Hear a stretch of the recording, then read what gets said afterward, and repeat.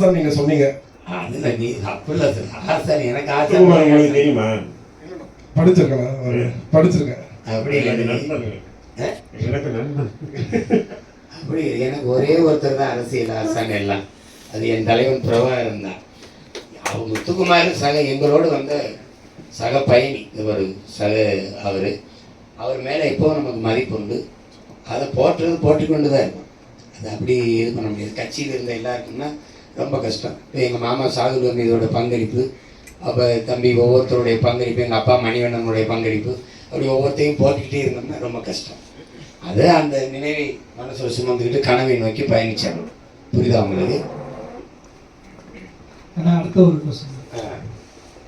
திராவிட கட்சியில் இருக்கக்கூடிய MLA MP இவங்களுக்கு வந்து அந்த கட்சியை வந்து இம்பார்ட்டன்ட் வந்து கொடுக்குறாங்க, முக்கியத்துவம் வந்து கொடுக்குறாங்க. இப்போனா முஸ்லீம் கட்சி எந்த கட்சி பிரதிநிதித்துவம் கொடுக்கிறதோ அந்த கட்சி தலைமைக்கு தான் கட்டுப்படுறாங்க.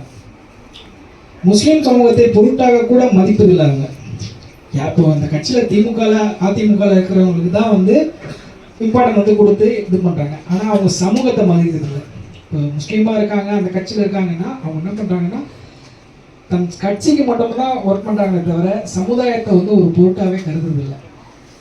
முஸ்லீம் செயற்பாட்டாளர்களுக்கு நீங்கள் வந்து ஒரு தொகுதி எலெக்ஷனில் நீங்கள் பங்கு கொடுத்தீங்கன்னா என்ன சொல்றாங்கன்னா, திமுக அதிமுக கட்சிகள் இரண்டுமே என்ன பண்றாங்கன்னா அவங்க கட்சியில் பயணிக்கக்கூடிய இஸ்லாமியர்களுக்கு தான் பிரதிநிதித்துவம் தராங்க. எம்எல்ஏ ஆக்குறாங்க, எம்பி ஆக்குறாங்க, அமைச்சராக கூட ஆக்குறாங்க.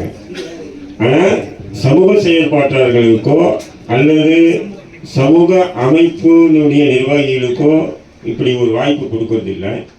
நீங்கள் ஆட்சிக்கு வந்தீங்கன்னா எப்படின்றது கேள்வி. கொடுப்போம். நீங்கள் என்ன பிரதிநிதித்துவம் கேட்குறீங்களோ கொடுப்போம். அது சொல்லலைங்க.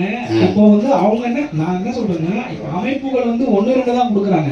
நீங்கள் கூட வந்து முஸ்லீம்களுக்கு வந்து கொடுத்துருக்கீங்க. வெளியிலேருந்து வர மக்களுக்கு நீங்கள் எப்படி கொடுப்பீங்க? எந்த கஷ்டம் இல்லை கொடுத்துட்டோம். நம்ம அதிகமாக கொடுத்துருக்கோம். 13 இடம் 12 இடம் அப்படி. மற்றவங்க 6-7 அப்படி கொடுப்பாங்க.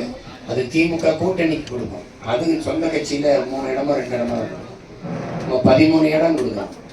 வெளியிலேருந்து வர்றாங்கன்னா அவங்க யார் வர்றாங்கிறத பொறுத்தா நமக்கு